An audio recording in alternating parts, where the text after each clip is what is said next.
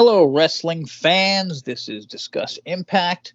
I'm your host, Jason, along with my co-host, the Horror King, Gary. We'll get to Gary in a second. Just going to mention what I'm going to... Gary, what are you doing over there? Jesus. Watching another horror film, Jay. You know me. Like, follow, subscribe, all that stuff if you can. This is our No Surrender 2023 review. We're going to do ups, downs, and mid. Thought I had ratings news. I really could have sworn I read ratings, but we just looked it up fast and couldn't find them anywhere. But I'm like 99% sure that the demo went to a 0.2, which was either up or the same from the week before, and the viewership went up like a tiny bit, like a few thousand. So I think that's good, or I was stoned and just dreamt that. I'm not sure. We also have some spoilers from the latest tapings, but that'll come at the end. We'll give you a big warning. So, we'll give you a warning and whatever else. And yeah, that's it. What's going on over there, Gary? Before we went live here, I mentioned I didn't know if you've seen what I sent you on Instagram. Lloyd Kaufman, who's a co-founder of Troma Entertainment, along with Michael Hertz. Lloyd Kaufman give us a huge like, and he retweeted our latest podcast review, which I thought was pretty cool of him. So I'd like to kind of dedicate this episode tonight to Lloyd Kaufman. Wow. Well, that's really cool, and I didn't even know about it until now. So we will put that on the ups list. And I want to start off with it made our video jump on the impressions part of Twitter. It made it jump like massively in like a couple hours. Thanks, and thanks to anyone who shares and listens and whatever. Gotta talk about the awesome 6-man tag. Now, sorry, before that, we talked before we recorded, and we both agreed this was not one of their better specials, at least in our opinions. Like, usually they kind of kill it with the specials no matter what's going on. And this one was, I would say 50-50, maybe 60-40 in terms of like good stuff and bad stuff. Yeah, and I think the audio issue just kind of furthered it, like to make it that little bit worse in terms of enjoyment. Was it issues or issue? Because I heard like screeching at some point. Did you hear that? Well, I did hear that, but I heard a lot of echoing as well. And I don't know. Oh yeah, me too. Yeah. TV, because like I have this 75-inch TV, and it has this like kind of setup like with the sound, and I don't know, it brings out all that shit. Anything to do with wrestling or a movie or whatever, like it kind of sounds like it's in a hallway or something when it's they're talking. Yeah, no, there was one that was really bad where it was the echo. I had to mute it. It was just like crazy bad. But sorry. Okay, well, that's for the down section, which sorry, didn't mean to start there, but we're gonna jump back to the 6-man tag match, which was absolutely awesome. Must watch, in my opinion. Nothing was even close to it. I thought the Josh Swan match was great, but the 6-man was just a total goddamn blast. What do you think? Oh, definitely. If we're comparing to the Josh Swan match, that was a great match. No lie, the two guys killed it. But my problem with that match is I thought it was very short, and I felt like we ran out of time. Just checking. Whereas Motor City Machine Guns and Kushida, it got 20. It did get 25 minutes. Oh, did it? It didn't seem like it was that long. I wonder if it was because a lot of it was like, I don't know, they were just kind of like running all over the ring, and I don't really, there wasn't really a lot of like, I didn't feel like Josh got a lot of offense in this particular matchup. I didn't think. But as for the Motor City Machine Guns and Kushida, they were on the same page the whole night, and I was like, it's freaking amazing when Kushida come off the ropes and he did like a cartwheel, and then he just like drop kicked. I can't remember who it was, but he drop kicked him to the side of the head like he does. It's like, and I thought Chris Sabin kind of made that his own, but I think Kushida does it even better. I just didn't want this match to end, and I'm usually not like that with matches. This was just, oh my God. This was too much fun. Such a blast. The Cook from 411 Mania gave it 4.5 stars, I believe. That might be 5. I don't even know. And he says, this was the best 6-man trios tag match I've seen in quite some time. Keep in mind, I've seen approximately 8,500 of them over the past couple of years, so that's very high praise. So I think it was actually the highest. I heard the crowd through the night in terms of like, this is awesome, and really getting into it as well. Yeah, absolutely. Just nailed every part of this. I mean, the New Japan guys, Jesus. Just everything about it. I mean, the New Japan guys were awesome. The Bullet Club together, finally, throwing in, Kushida and Kenta, just, make them give it even more than just, the Bullet Club versus the Motor City Machine Guns, which would be awesome enough on its own, which I'm sure we'll see more of, hopefully. And let's jump to it down, which for me was the pre-show match with Giselle and Deanna, which I don't know why it was there. I feel like it was pointless. I think you mentioned before we started that I get that you thought fans must have came late because this was one of the quietest matches I've ever heard in my life. I've been watching wrestling forever. You could hear somebody was I don't know, man. Somebody dropped something. You probably could have heard it. Well, it was like the people in attendance didn't really know that the show was going. It's like maybe Impact didn't do enough to tell them there was some matches on the pre-show. Match happening in the ring. You know what I mean? Because it kind of felt like if you looked around out in the crowd, kind of in that back corner, I noticed a row of empty seats, and then I don't know, somewhere between, I don't know, maybe people just weren't interested. Jonathan Gresham and Speedball, when that match started, I noticed the decibel level started to pick up. So it might have been just a timing thing, or it could have just been lack of interest. Yeah. I would think a little of both. And I don't know. I mean, I don't want to sound like a Giselle hater because I kind of, well, whatever. I guess I am. I don't think she's a very good wrestler. That's basically it. It has nothing to do with anything. And I think the crowd, that was a lot of it. She's not over in any way. And now she's got a group with she actually beat Deanna by pin with help. And I don't care. I don't care that there's help. She should never beat Deanna. That's insane. Oh, with Savannah Evans jumping Deanna. Yes. Yeah. Savannah Evans come back. Yeah, I think this might be a storyline too that we're building up to where maybe Deanna will end up teaming up with Tasha when she decides when she wants to, become, prominent again in Impact. Well, that's what people have been saying.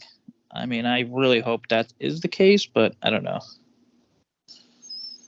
Yeah, it just kind of out of left field. I mean, it kind of felt like because then we're, you know what I mean? We're banking on just, you know what I mean? Somebody coming back to make this an angle, but whatever. I don't really want to spend much time on that. Yeah, it's just really flat is what it is. And it's taken too long to build it up, whatever they're not doing. And also, as much as, I mean, Savannah Evans has a great look. She's really big, but she's a jobber to us, to fans, no? Is that not fair to say? Yeah, definitely is, because based on her booking? Yeah, especially when she's had to face someone of her size and a kind of her aggressiveness in the ring, with the one she fought Havoc, and I believe she lost that match at that time too. Yeah. So whatever, just want to move on from that. And here's another up. Gresham Bailey. The only part I didn't like about this was why the hell was it on the pre-show? Oh, definitely. I don't know why they would have even remotely, unless it's like you said, they were trying to get, maybe some last minute buys on the app. Yeah. Some people ordered. Yeah. I mean, I guess putting 2 bad matches on a pre-show also isn't smart. So yeah, I don't know. I love Gresham and I love Bailey, and I especially love Bailey. And I think they've been building him so well that he shouldn't be on a pre-show just for that reason. Well, what I loved about this match, it was the first time that I've actually seen Speedball meet his maker and Jonathan Gresham meet his maker, because it felt like for everything that, they were used to, kind of dominating a match, like Gresham on the mat and Speedball in the air, I noticed Speedball was his leg was mostly I don't know, kayfabe injured or whatever, but he was selling it, and I noticed like it was like they did their homework and they studied going into this match, which I was very impressed with. Yeah, no, this match got 11 minutes. I don't know. I guess this could be like a part 1 or something, but I don't know. I think this should have gotten like 15 to 20 and definitely been on the main show. Over a match like, let's just say, Kazarian versus Khan, which I don't know, man. I'm just not into that at all. We might want to mention Grisham clobbered Bailey, and he covered him for the 3. Yeah, good job there, Billy. Yeah, he got the win over Bailey, which I thought was very surprising since because it was kind of 50-50. I thought they might go the Bailey way, but I'm like, no, they got to start building up Grisham too if they want him to be a threat. I agree, but they've kind of making. I don't know. I feel like they've made Bailey like. I felt like Bailey's kind of like the next guy to Josh based on like wins and. Yeah, definitely. I just kind of feel like they're kind of like ever since the Kenny King thing and him have been kind of a they had that like storyline. I kind of feel like he's kind of lost his like. Kind of like his path to being who he is, like winning all the time. Like I kind of feel like he's thrown him a bit of a curve, if you will. Yeah, I'm good with that. But I don't know. What about you? How do you feel about this whole design with Callahan? I don't know if it's moving too slow or I just don't like it. I mean, I like it, but I don't know where it's going. And I mean, I kind of know where it's gonna go, but I mean, I don't know who Sammy.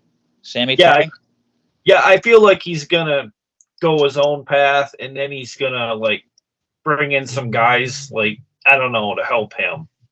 Yeah, I put this on the mid because I don't know. Like I didn't hate it. I didn't. Yeah, it was fine. I mean, I love anything Kazarian related. Or really like. But I mean, Khan is good. He's a solid big dude. I don't know. I'm not really feeling this whole design, even though I really love. I kind of thought that was a rushed bout between Kazarian and Khan too, because it's like, what are they fighting for?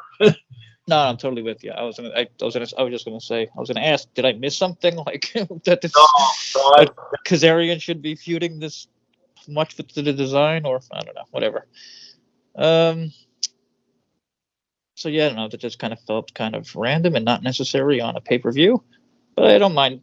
I love Kazarian getting a win whenever, so I'm cool with that. Yeah, he won when Sammy tried to hit Kaz with the chair, and then he reversed throw into the turn or into the ropes, and then he didn't really look, and he nailed the Khan with the.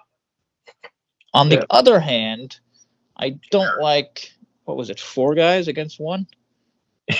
And the one guy won or whatever it was, 3 against 1, whatever it was. But like it kind of makes the group look silly. But I guess that's going to be the ending anyway when Sammy ends up turning and killing them with someone or something. Who knows?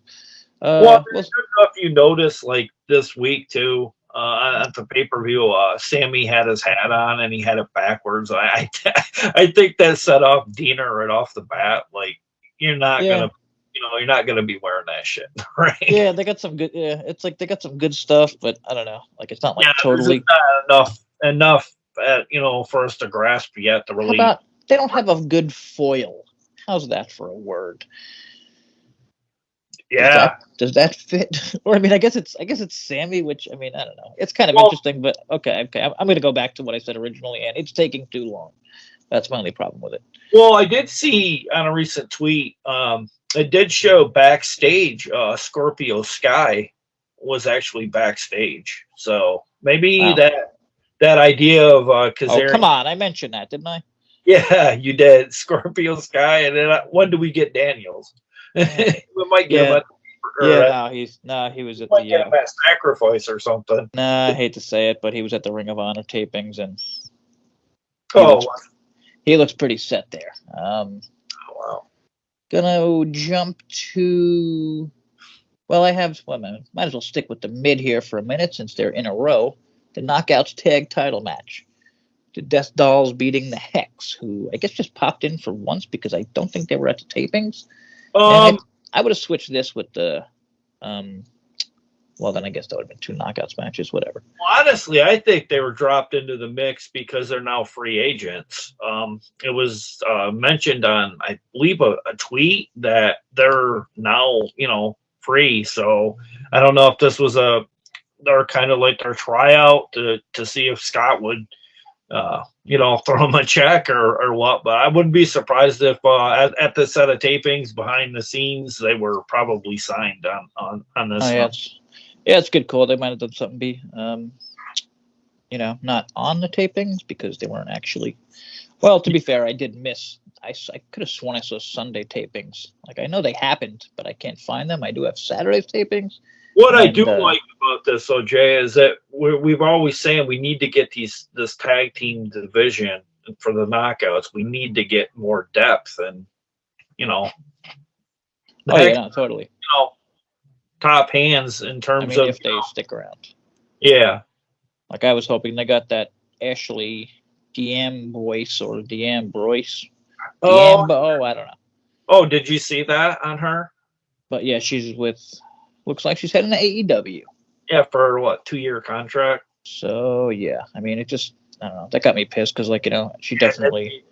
I had to give because she was on Dark, and then she wasn't for a while, and she came back and she had that little match that was really. I thought she looked really solid against what's her name against Deanna. Yeah.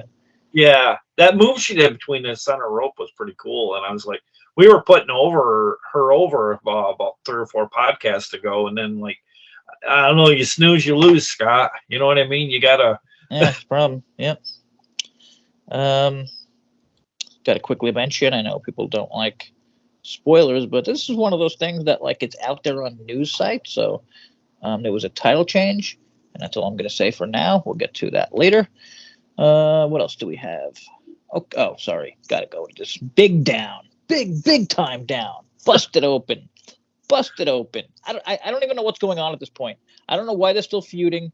Why can't they just have a match? Didn't they have that match, like the match where they would kill each other, and that would be the end of it?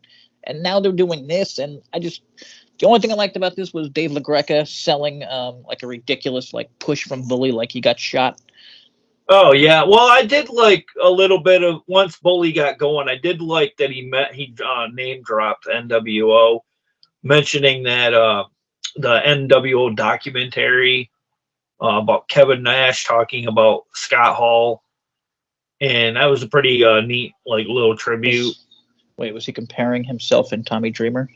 Yeah, because he goes, I feel like me and you are as tight as those two ever were. Oh, okay, gotcha. But I didn't really know where they're really. I didn't really see the point of this though, because I was like, I don't really know where it's headed. Again, I know you got to kind of let it build, but we don't want to see 50-year-olds near headlining the. Exactly, that's the problem. They're headlining. They're getting more time than anyone else with this stuff. I wouldn't mind if it was a background thing, just for example, what the hell was the match we just talked about with the design? If the design were coming out to the ring, getting even more time, you know what I mean? Instead of bullying, I know everything I can to know about Tommy Dreamer. I don't need any more goddamn sit-down interviews with him. I've been watching him for 50 years on television. But whatever. So that's a down. Big time down. I need that to end. It's killing me. It's killing me as an Impact fan. It's slowly killing me. Josh Swan was great. I think we both agree on that. Oh yeah, it was awesome. I think the knockouts matches were good to very good, or I'll say solid for the. I think I had the Death Dolls match in the midsection. I think with us going into this pay-per-view or iPay-per-view, I think we're a bit spoiled because we've like somebody was mentioned on Asylum. I think it was Will.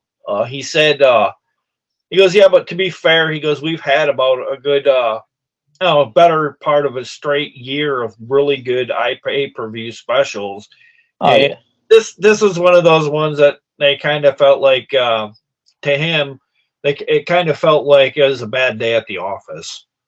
Yeah, I think I wouldn't go that far. I I don't know. I'd give it like a 7 out of a 10. Not that must. I mean, I would say there's one must see match would be the 6-man tag. Well, did you see BQ? He completely shut it off because of the audio issues. Well, he doesn't get the name BQ for nothing. But I mean, that wouldn't be a deal breaker with me because I know, and that's not Impact specialty going live. I think that's what it was. Somebody we were talking in the Impact chat on Twitter. And sorry, just for a little context, if anyone doesn't know, BQ is an Impact podcaster. It stands for Big Queen. I don't know why exactly, but that's the word out on the street. And go ahead. Just we were mentioning that more or less. Maybe it's a blessing in disguise that we only tape our shows, because like, would you really want this going on a weekly show like on Access, because they're already having a hard time getting an audience? You don't want to have audio issues like this, because this is the kind of thing that will just turn fans completely off. Oh yeah, but I feel like these don't happen when it's on Access, right? Like this is like a fight. They don't tend to. I don't know what the heck. I think it's a fight thing, no? It might be, but like it was going on my Impact Plus too, though. So I wonder if it might have been like maybe there's maybe a lot of people, like a lot of interference in the venue on that night, because it was like, I don't know. It just seems like the more people you have in a venue, it seems like the more goes wrong. Like when we were doing that, what was it, on the road thing that we were doing down in Louisiana? Remember Josh was doing that backpack thing, and he was like, oh yeah, that was fun, yeah. Yeah, that was fun. That was fun as hell. I watched all of that night. I wish we could do something like that, kind of make it feel special. I actually found the oh man, I forget the name. Everyone was like, when we talk about this, like everybody was making fun. They were at the bar, and like the guy was drunk, and it was the guy from Sinclair. And I actually found that video on Twitch. It's whatever. It's great. Oh, wow. So sorry, got to mention also. Wait, what the hell was the other knockouts match? Oh, Masha versus Mickey. Oh, I can't forget that one. I would say very, very good, and I'd say very, very good too. But I'd give it a bit of a down, only because like we were mentioning that Masha needed. I mean, we knew she probably wouldn't win over Mickey, but they didn't really have to have her be pinned either. They didn't. No. You know, she could have like just say she got frustrated and got sick of, the attempt she made on Mickey to get a pin. And then go crazy, take out a cane or something and beat the shit out. Yeah, they didn't need to do it that way. Anything. She's 0-3 now in pay-per-views. Like, well, I mentioned that. Sorry. I just had mentioned that on the chat on Twitter, and like nobody agreed with me, and I'm like, how can you not agree with what I'm saying? She's gotten title shots, yes, but she hasn't really. What have they really done with her? They've dropped out every. It's honestly some of the weirdest booking I've ever seen. Like, I joked that Scott is clearly trying to do a situation where Goldberg lost to Hulk Hogan, and then what would happen? And then and then he lost again to Sting, and then he lost again to Kevin. You become you lose credibility.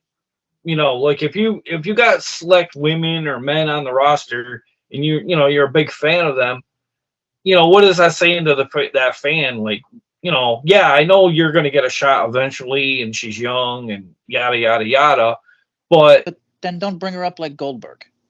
Yeah, and I mean, like, you put her in, like, somebody has mentioned we have so many heavy hitters, and I'm like, we don't have as many heavy hitters as you like to think we do. We've got Jordan, Mickey, and I'd say Deanna when she's there, when Impact wants her to be.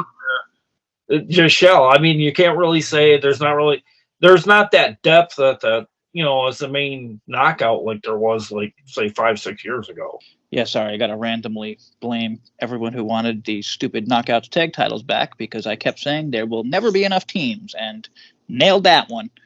There's not even a tag. If you take the Hex out, there's not even another tag team right now.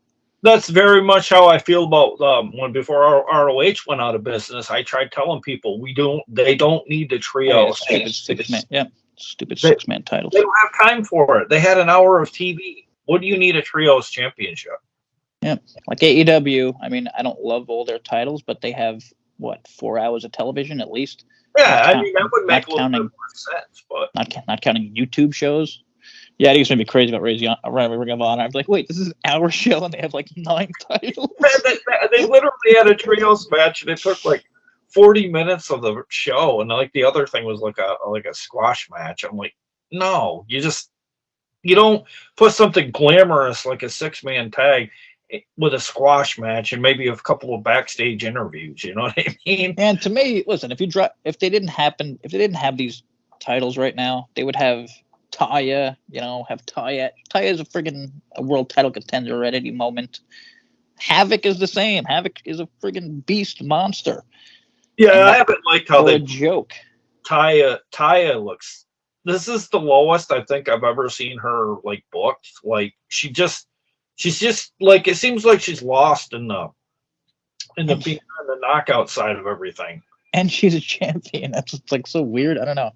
I don't know. They feel like pointless to me. They make her look clueless. I don't know if you get that vibe when you see her in there. I know she's. Yeah, no. I think that's like. I guess that's. I know that's a story, but my thing is go back and watch Lucha Underground. See Taya Valkyrie in that. Oh yeah, wrestling. She's beating men. I was just gonna say wrestling dudes and kicking ass, and I mean they could be doing that. Her and Jordan having wrestling dudes. To be stuck in this tag team thing, I think. Yeah. Okay, enough of that one. Let's jump to the number 1 contender match, which I had in the midsection, which just makes me laugh, so I'm going to keep saying it.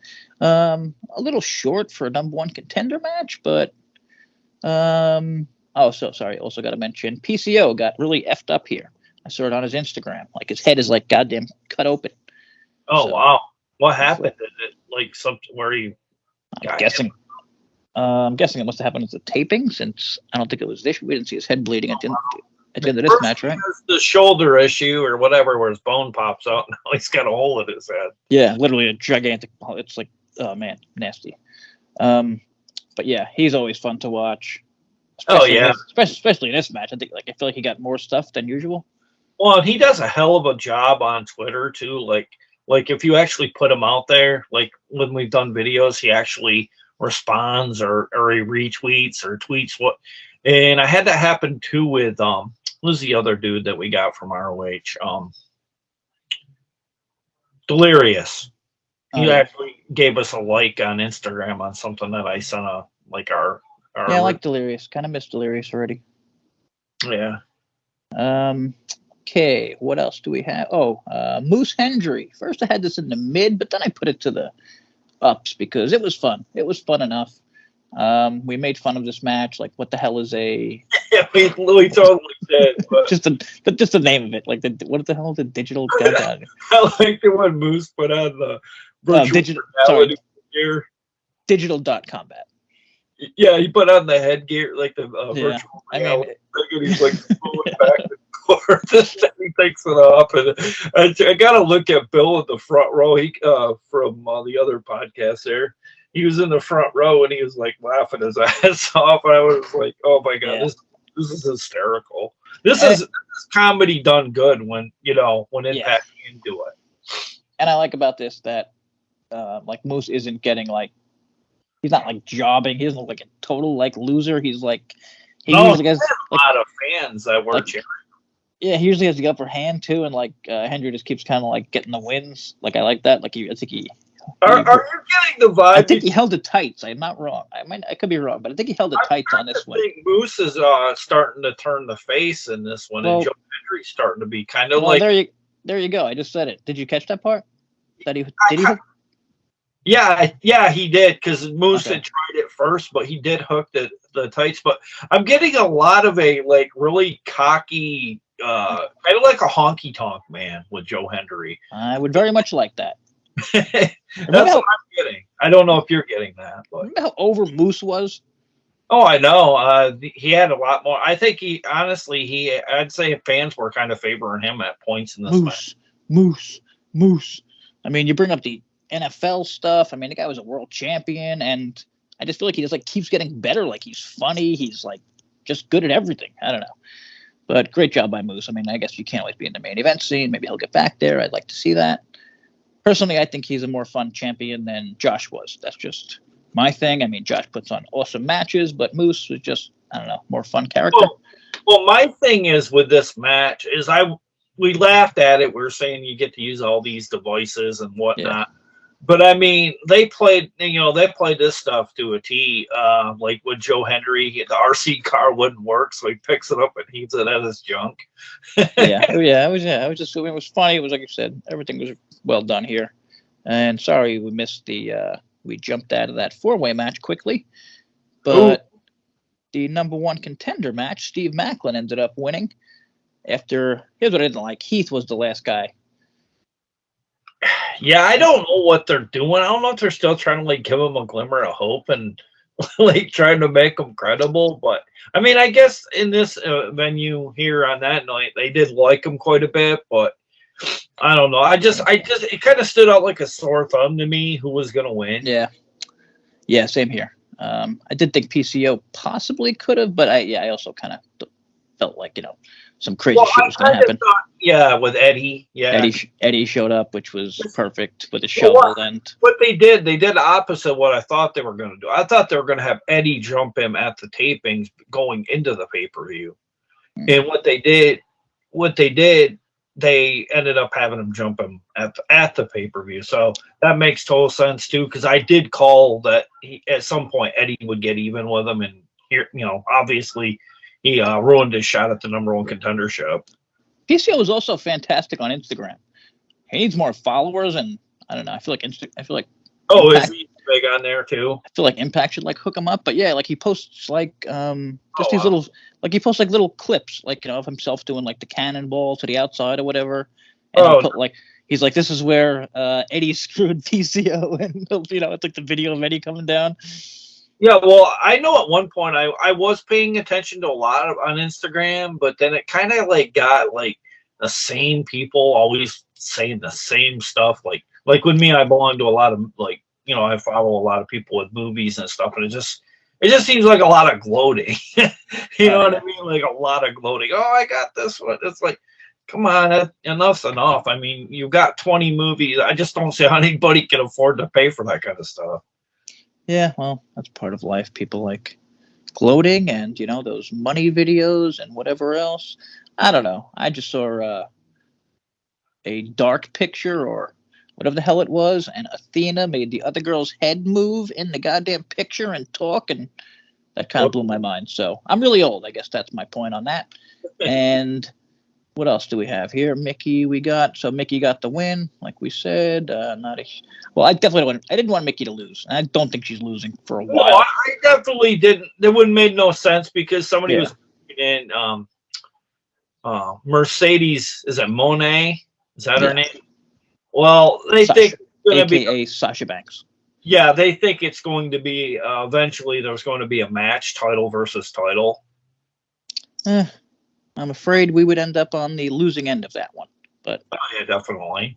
Whatever. I mean, we'll see how it happens. We'll see what goes. She has a huge name, and I'm sure they could use that. And Trey Miguel. We forgot Trey Miguel, didn't we? Oh, jeez. Oh, no, not forget. I'm just running down the matches, and I'm trying to think who's left. And yeah, Trey Miguel fought in. Wait. I think he fought. I don't think he. Oh, no, I'm thinking of I forget it. Trey was on the goddamn. Yeah, I just get that. I didn't think we forgot that, but then I'm like, wait a minute, something big did happen between him and That Steve. was Impact, right? Yeah, and the thing is that Monsters Ball X Division match, I would put that up against pretty much anything on this card at this pay-per-view that we watched over the weekend. And I would say it holds its own against some of the top matches at this. It's also a Monsters Ball X Division match for the title. Like, why wouldn't it be on the pay-per-view instead of, I don't know. Yeah, I know. I mean, why couldn't we have got that instead of say, move the card around or whatever? Just had, Taya and Havoc or Jessica fight Hex on the show. You know what I mean? Like, kind of put that in the main event or something. You know what I mean? Just because for the title. I gotta read again here quickly from Cook about the Tommy Dreamer stuff. I'm sure there are people that listen to the radio show, and plenty of people that still care about Bully and Tommy, beefing in 2023. I am not one of them, so this was a complete waste of time from where I sit. Your mileage may vary. I mean, I totally agree. You? Oh yeah, definitely. I this feud between Bully and Dreamer has, it should have very short shelf life, and it feels like even though it hasn't been overly long what they've been doing, it feels like it's gone on a lot longer than it has. I feel like it's been going on for 7 years. So you might have to check my math. I'm probably a little off on that, but yeah, totally agree. And wow, look at that. He also gave it a 7.0. Shit, I said 7 out of 10. Oh, on the pay-per-view. You want to throw a grade out before we get into spoilers from? Yeah, I'll go maybe a 7.5, 7.6, but not nowhere near an 8. Just because, I mean, I have to admit that the audio issues were kind of big to me, only because it was at pivotal points of the pre-show and things like that was really taking me out of it. Just because, like, I was missing the stuff on commentary that Tom Hannafan and Ray Walt were talking about. Yeah, that's fair. I would actually. Well, if you keep talking, I'm going to drop my score. So whatever, I'm going to leave mine at a 7. And yeah, now on to spoilers from, which was this Saturday's taping, which was the 25th. So I guess these will be the first to air. Probably this week, I guess, depending on the matches or whatever. So yeah, they're definitely airing from Vegas. Week 1 is this Thursday. Oh yeah, Vegas. That's right. Okay, so I'm just gonna run these down quickly. Bay and Ace cut a promo in the ring, which I absolutely love just seeing that. Bay and Ace cutting a promo in the ring, like I always say, cutting a promo in the ring like makes guys look bigger. And they were interrupted by Motor City Machine Guns. They challenged them to a title match. Boom. Bullet Club, new. Oh, that's the clip I seen. They were confronting them or whatever. Yeah. So then later on, or it'll probably be next week, Bullet Club, Ace and Bay become the new tag champions. We've been hoping for that, so that is very good news in my opinion. Mike Bailey defeats Shane Haste. Not positive who that is, but someone, I believe BJ said he was from New Japan. Someone else told me, I'm not sure. Kenny King defeated Kevin Knight, another New Japan guy who was at the latest taping, so nice to see him popping over to Vegas from Atlanta, I believe. Mickey James did a promo on Jordan Grace. Giselle Shaw interrupted it, and Gail Kim announced Giselle will get a knockout title match against Mickey James. Giselle will? Giselle Shaw. Oh my God! No way. Thank you for that response. What did she do to earn that? Thank you. Oh, she interrupted Mickey, and she just did beat George. She just did beat Deanna, so I don't even know. I can't even. I'm just gonna move on. Because like these tapings in Vegas lead up to Sacrifice. Like, is that going to be a Sacrifice? She's getting a title shot. Oh no! So that's the good thing. She gets a title shot at these tapings. So we'll get to that soon. And Bully Ray cut a promo about Tommy Dreamer. That sounds fantastic. They have a Busted Open match coming up. Like, Jesus. Is Busted Open? Did they buy a piece of Impact or something? God. Yeah, I don't know. I mean, it would look cool. I'm not gonna lie. If they could like get some banners or something around the venue that say Busted Open, or like some ring aprons, or or some. My biggest problem with this thing that I probably don't mention enough is I don't listen to Busted Open. And I don't have to listen to Busted Open to know that Tommy and Bully aren't arguing about Impact the whole time. You know what I mean? Like, so if you listen to Busted Open, like, you know what I mean? Like, it's they're going to be talking normal about shows, right? Yeah, I still don't know where this is going. I don't know if this is going to bring Devon into the mix or whatever it is. I feel like they're making us. I don't know. I feel like it's like talking down to fans who don't realize they've been working together on Busted Open and like they have shows. Well, I don't know. I just kind of feel like it's way too much filler. Like, it'd be better served. Like, I'm sure we got somebody on the roster that's. Well, here you go. It does get a little fun here. So Santino appeared and booked a match between Bully and Bhupinder, but relax. Bhupinder beats Bully when Bully hit him with a low blow. Dreamer makes the save, but Masha comes out and helps Bully, which brings out Mickey. So setting up that tag match for Sunday's taping, which we don't have, so whatever. I guess that's cool or interesting. I'm not gonna know who won that one or whatever. Look, even though I'm a huge pothead and I forget these by the time they air. We have to mention tonight, Jay's going through a bit of an ailment right now too, with his head poundingly. Yeah, really bad head cold, but I'm fighting through it and gonna get this done. I do like the Masha and Bully thing, I guess. I don't know. Maybe it's just setting up like Bully is gonna like teach her how to like be even heelier to get that first title, you know? Yeah, kind of like a mentor kind of thing. Yeah. Like if they use that, I'd be happier. You know what I mean? Like if they use like, all right, listen, like Bully talks to her, like, listen, you can't win the big one, like whatever it is, because like you're too fucking okay with it as long as we don't see him as an item eventually. Oh yeah. That would be creepy. Nope, very creepy. Yep. Got some bad news here. Yu Mura. The match was stopped against Sami Callihan after a powerbomb, and he was helped to the back. So I don't know what they're going to do with that. Yeah, I heard something about. And hopefully he's okay. I heard he might, probably won't be able to be, like used anytime soon. Maybe. Yeah, sorry, I said that backwards. I really hope he's okay, and fuck that match in terms of life and wrestling. But I don't know. Maybe they'll just skip it or show where Sammy did power bombs have been just like cut out. Like I don't know. Whatever. Hopefully. Well, what I get concerned about is I know accidents happen, but I just wonder what the big picture of things like New Japan sending these talents over and they're coming to Impact and they're getting hurt or that's you know what I mean? Like I wonder if they'll pull the plug if it continues. Because they were like, what are you doing to our guys over there? Well, not to worry fans too much, but I'm also a tiny bit worried about Ring of Honor because they had their tapings and they had a New Japan title at their tapings, and I was like, hey, that's kind of not fair, but it is fair because Ring of Honor had the original deal with New Japan, right? Yeah. So, I mean, they're kind of just going back to what they were doing, and I don't know, it worries me a little bit that maybe Tony can, cut Impact out of it if he wanted. I don't know. Oh yeah, totally. Kind of like what he did with Honor no More, kind of like debulb them, if you will, with the storyline, because like they had to pump the brakes as soon as some of that talent went down south. Yeah, whole thing is tough. I mean, you're gonna blame the person paying too much or the people who aren't paying enough. I don't know.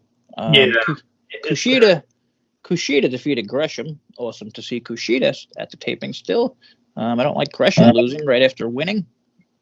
Oh, did he? He ended up getting pinned, or did he? I'm not sure. Just as defeated. There's always stuff that still goes down as a loss, no matter what. Anyway, here's a fun little one. Killer Kelly did a promo on Taylor, bringing out Taylor, and then Kylie and King appeared and hit Kelly. So it looks like Killer Kelly and Kylie and King are together. Wait, no, I'm sorry. Kylie and King hit Kelly. So Taylor and Kylie and King are together. I don't know. It's something. Maybe a new tag team. Did I lose Gary? Oh, God, I lost Gary. All right, well, there's one match left. Or two. Really could use Gary for this Mickie James, Giselle Shaw match where Giselle ended up winning the goddamn Knockouts Championship. No, I'm just kidding. Mickie won. Deanna stopped Giselle from cheating, and then Josh Alexander defeated Kenta, and that's about it. Gonna have to close it up early since I don't know where Gary went. Probably had some issues, and that's about it.